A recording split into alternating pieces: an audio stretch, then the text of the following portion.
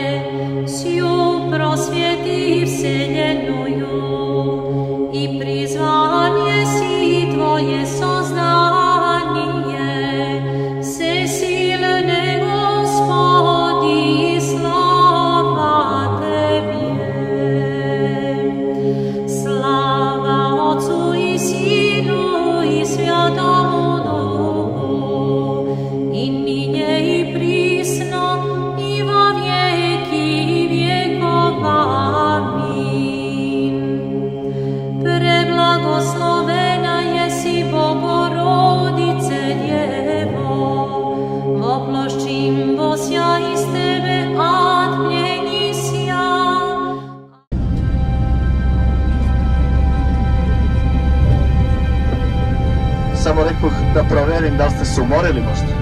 I katolici, i pravoslavci, i muslimani, i po tome se razlikuju kvartovi. Vidjet ćete, evo recimo sad smo kroz muslimanski deo, kada budemo došli dole gde su većinom hrišćani, potpuno je drugačija i slika. Kad budemo otišli do Becahur, je recimo, Becahur u prevodu znači ovo je palestinska policija. Palestinian soldiers. They come inside.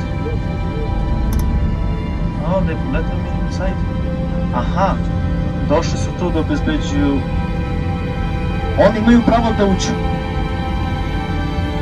To je zanimljiva stvar što oni imaju pravo da uđu po onim ugovorima i da bi kako tako, aha,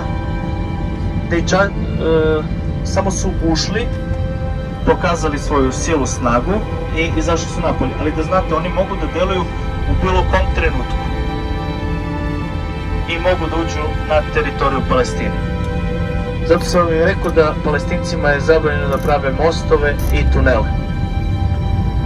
Jer u slučaju intervencije izraelske vojske na teritoriji Palestine, da ih ne bi odsekli. Tako da...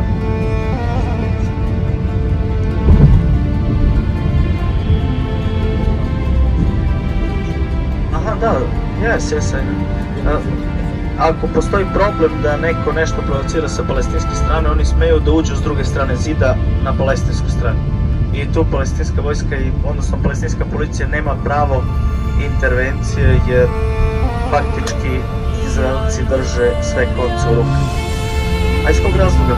Objasnio sam kad smo došli, Palestina ne pojas Gaze, pojas Gaze ima granicu dole sa Egiptom, ali sama Palestina je potpuno okružena s teritorijom.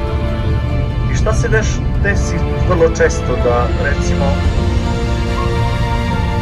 ako jedni Arapi traže od nekog grada koji, recimo, oni su muslimani većinom i traže od grada koji je većinom hrišćani, a Arapi su jedni drugi, da se pobune nešto protiv Izraela, ovi to ne urade, a oni se snabdevaju, bunari vode su tamo, oni im zatvore vodu.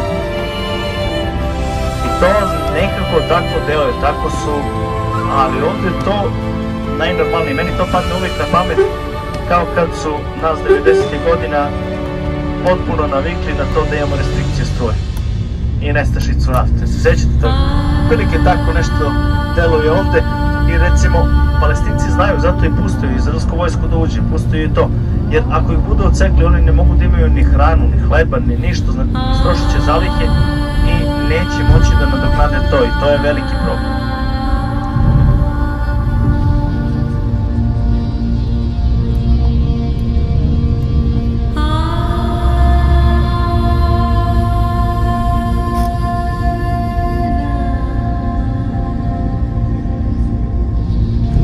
Polako pripremite stvari za koje mi stižemo do Grand Bethlehem hotela.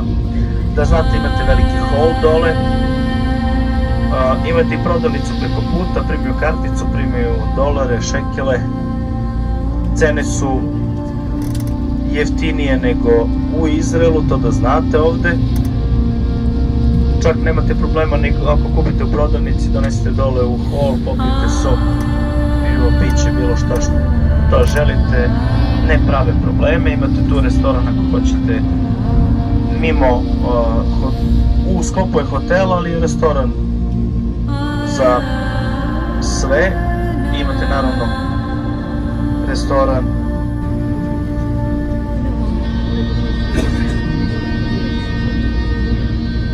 uvijek je problem. Ja sam ove godine doživao, prošle, za Vaskrs, da je čovjek parkirao kola ovde i otišao u shopping i napravio potpuno zakrčenje saobraćaja. On se posle nekih 40 minuta lagano vratio tu, ovi sviraju, haos na sve strane, guraju kola, on je bez ikakvog ustručavanja, bez bilo čega seo i nastavio put dalje. I to mu dođe nekako normalno. Ali vidjet ćete, ova ulica, evo smo mi ispred samog hotela, evo ga ispred nas hotel. Ova visoka zgrada, pravo s ovim polulukovima. Na prozorima tu smo ispred hotela, faktički za jedno sat vremena bit će potpuno zatvoreno. To je kao u starom gradu Jerusalimu, znate, s onim malim radnicama, šopovima i